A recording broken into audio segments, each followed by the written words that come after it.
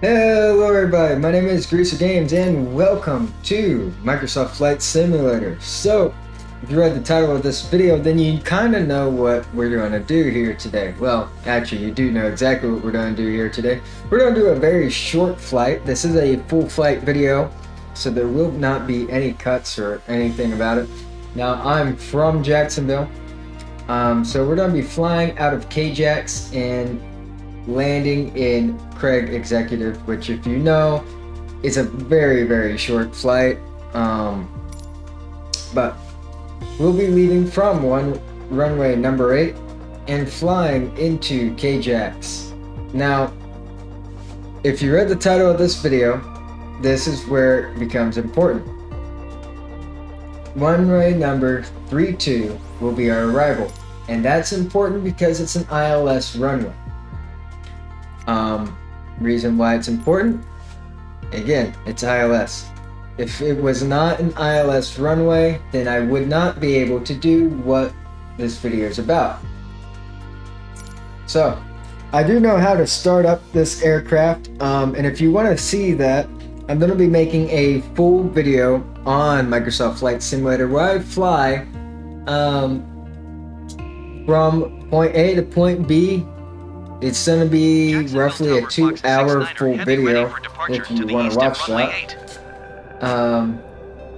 Maybe a little bit longer than a 2-hour full video, but nonetheless, why do I don't want that open. And why are you talking? Okay, you're not. I do have taxi ribbon on just because I'm not really good with that in this game, surprisingly. Now, everything's set up properly. Okay, good. Alright, I'm gonna go and double check in the flight plan to make sure that ILS runway number 32 is selected at Craig. So Craig, arrival, approach. Well, let's see, available. ILS runway 32, and we will just insert that, and there we go. Alright, so that fixed that. Now we're going to press F here to recenter this. That altitude at 5,000 should be fine. We're going to go ahead and take off. Make sure our auto brake is on null. Great. Put our flags on 2 here. Make sure our parking brake's engaged. Put it in take off. And disengage parking brake. Now, I believe there's a bit of crosswind. Yeah, there's a lot of crosswind going on, so that is going to throw off what we're doing here a little bit. But it shouldn't do too much. You might know when I'm going to do a third-person showcase of what it looks like using this auto land feature. All right, we're in the air. Let's go ahead and allow autopilot to take over while I'm doing a bunch of stuff here, talking with them. Knowledge. Fox 69er Heavy, leaving my airspace frequency change approved. Okay. Request flight following, please. Fox 69er Heavy, Jacksonville approach. Squawk 1756. Now, I can't acknowledge squawk code and see it automatically put into there. East of Jacksonville, 3,000 feet. So it's not like I have to do this whenever I'm doing in this aircraft. Let me request IFR. Fox 69er Heavy is cleared to Craig Airport as filed. Squawk 1756. Okay. Fox 69er Heavy readback correct. Radar contact 4,500 feet. Climbing. Altimeter tree 0.16, turn left heading 145, proceed on course climb and maintain 7,000 feet. 7,000. Fox 69er Heavy, you are 9 miles northwest.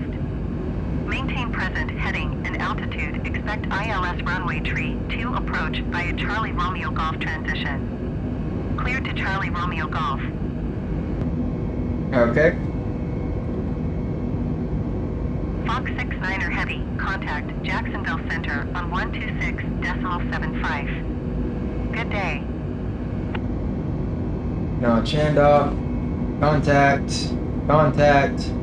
Fox 69er Heavy, Jacksonville, center altimeter tree 0.16, continue to Charlie Romeo Golf as planned. We are over speed. Why is that? Oh, never mind. I realized why we're over speed. Acknowledge instruction.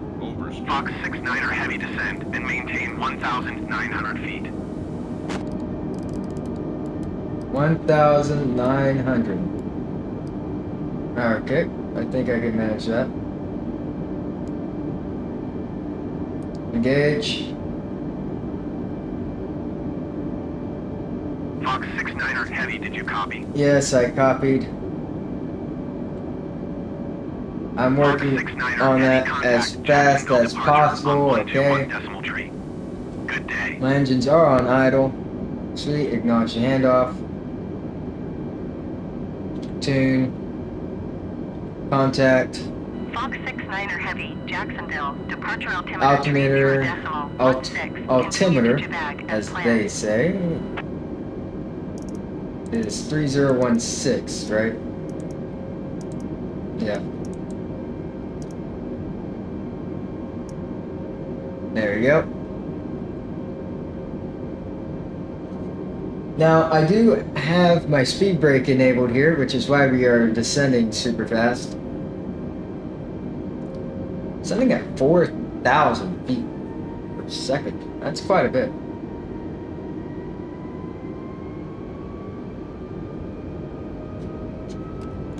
I'll disengage my speed brake here.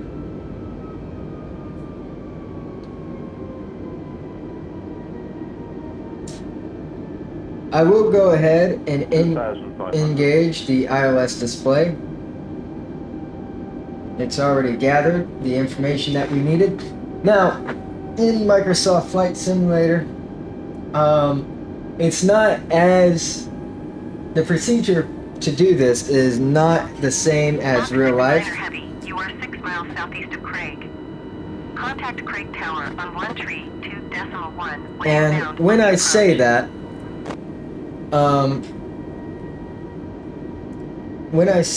I mean the way that it works is you can't engage both autopilots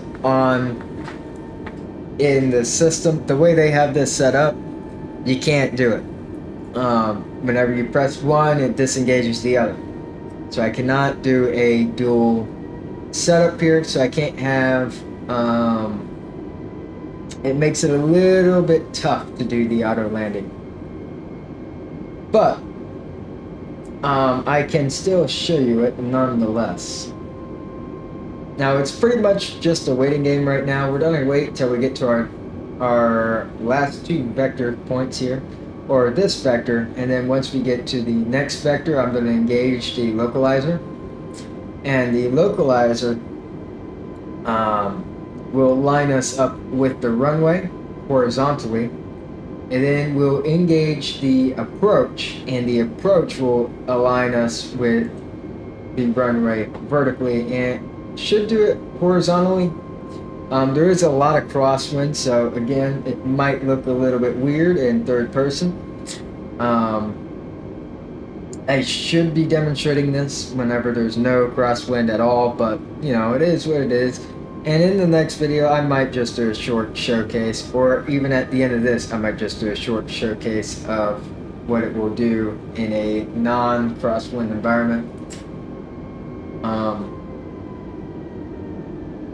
Also, the startup of the Airbus A320neo is super simple to do. you can't really screw it up. Unless somehow you're really good at screwing it up, then you're just kind of screwed. So, once we get turned around here, I'll go ahead and engage the localizer because we are a little, I mean, we're only about 10 miles out and we are doing quite a bit of speed. You can see the flashing light of the runway back there. I'm going to actually knock our speed down into flap number 2 here, not 3. There we go. In the flap 2 position.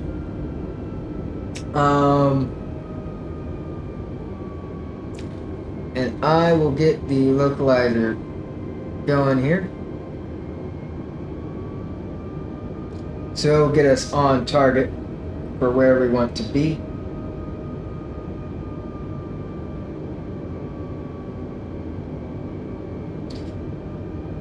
Yeah, you see the runway over there with the ATC flashing light.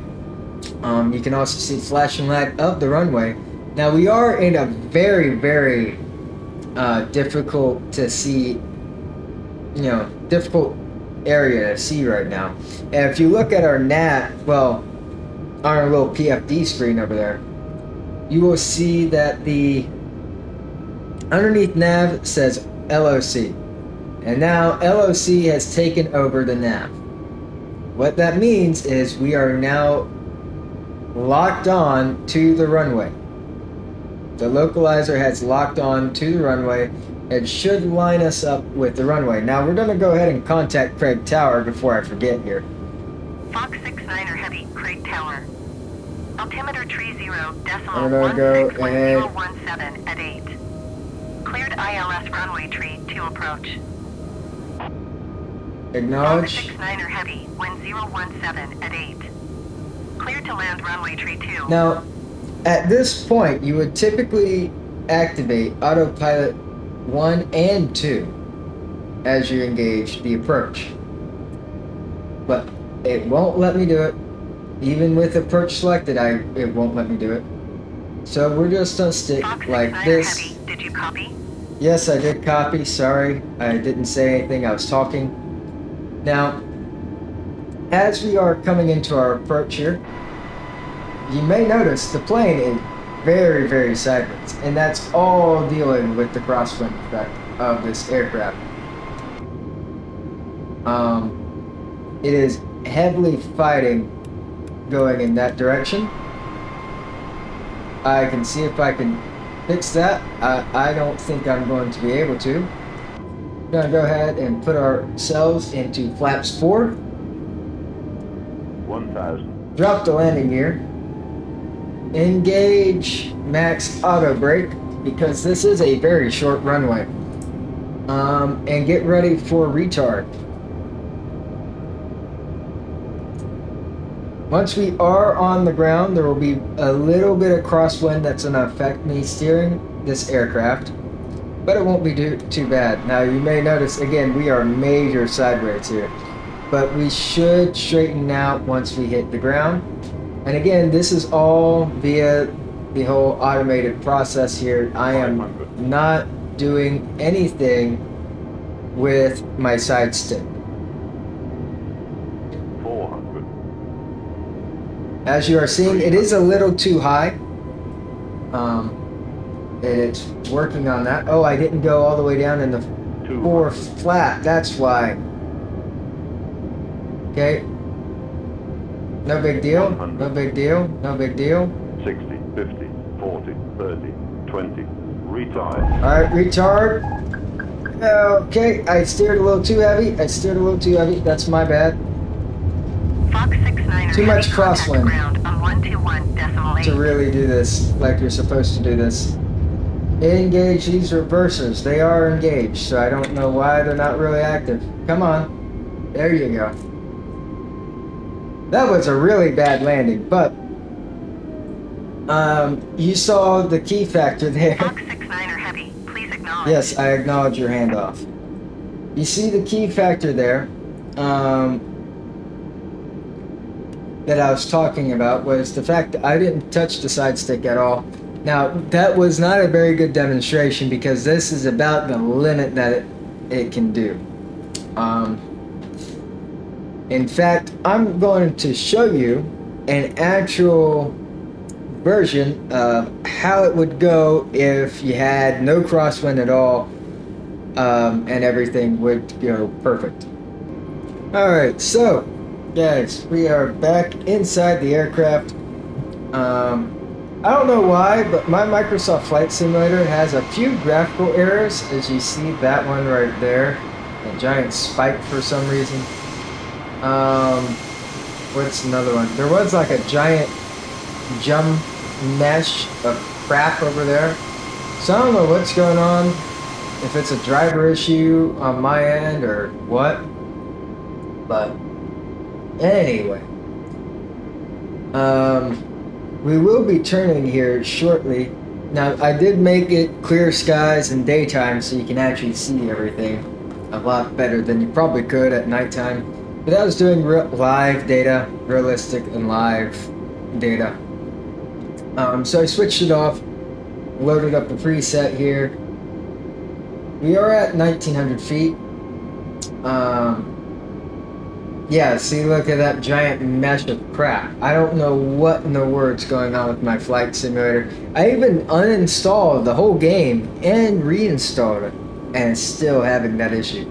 And by the way, you do not want to do that. That takes forever for everything to re-download whenever you're doing over Wi-Fi. I can't do a wired setup. Oh, but I was willing to go buy the 100-foot of Ethernet cable that it would require. Jesus.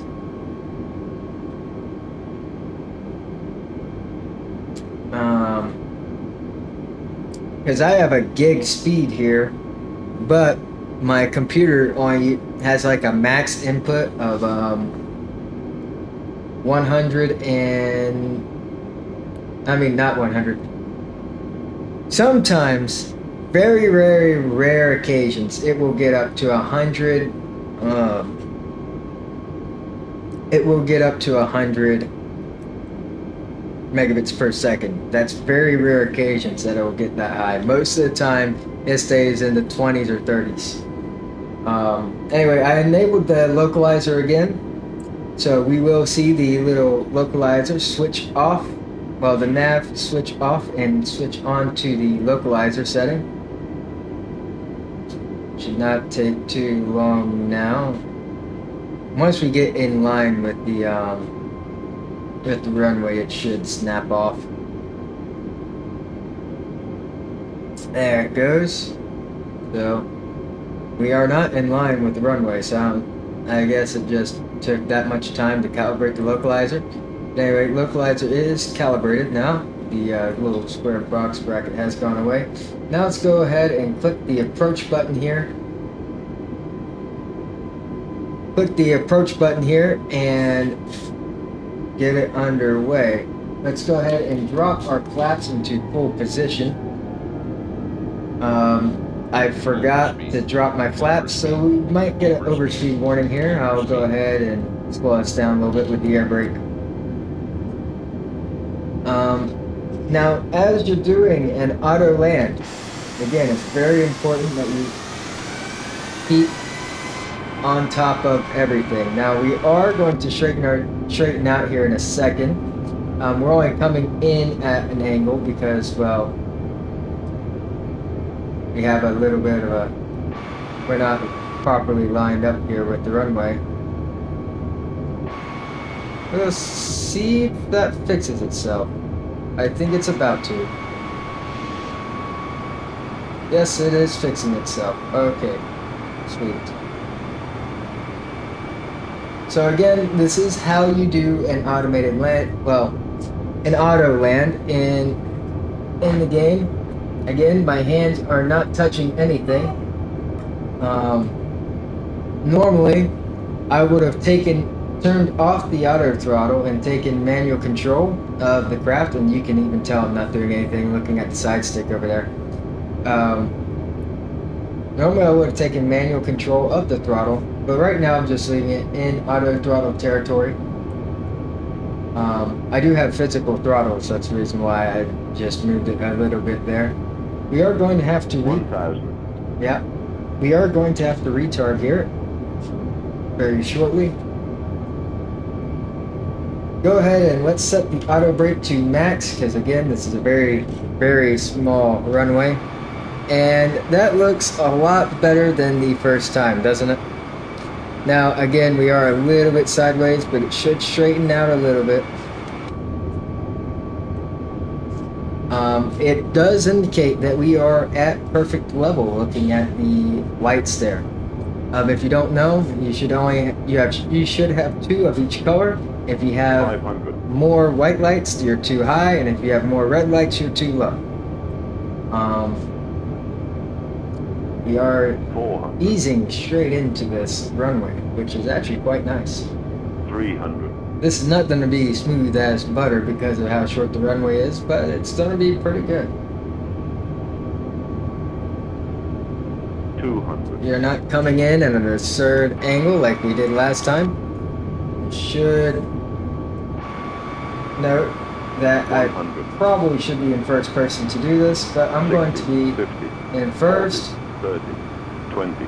Retard. Retard. Activate the reversers. Now, I did not do smack dab in the center like I wanted it to, but it did a pretty decent job of landing the aircraft. So, hope this did help you in landing with the automated system inside of Microsoft Flight Simulator. And yeah, taking a look at the Airbus A320 Neo. The model is great and all, right? Just, I know it has been in Microsoft Flight Simulator for a while, so I would love to see a lot more of these actually be put to use. Like, for example, our flight recorder, which is not, you can't use it or mess with it in the Airbus A320, but you can in the Airbus A310. And in the A310, you have a lot more stuff to go through rather than just flick. Literally, the startup procedure for this is super simple. All you have to do is press your, press your 1 and 2 batteries. Then you're going to go and enable your external power if you have it. There's your 1 and 2 batteries. Enable external power if you have it. Then you're going to engage your APU literally by pressing 1, 2. After that, you're going to back out into the, you're going to get a pushback to where it's in safe area. You're going to make sure your strobe light is on auto and your beacon is on. After that, you're going to go ahead and turn on the APU bleed. Go down here, turn this into ignition mode. Start up engine number 2 first. After engine number 2 is fired up and ready to go, fire up engine number 1. After both of them have fired up, turn off the APU and you are good to go. Presuming that that's your startup procedure. As long as your PFD is already scheduled. Now, again, Microsoft Flight Simulator in the Airbus A320 automatically does almost everything for you. If you know which runway you're going to land on, you're going to get all of these little markers here instead of just having a point A to point B set up like you normally would have if you're navigating autopilot without messing with this stuff at all. This is not a PFD, this is an FMC, I think. I think I'm saying that properly. Anyway.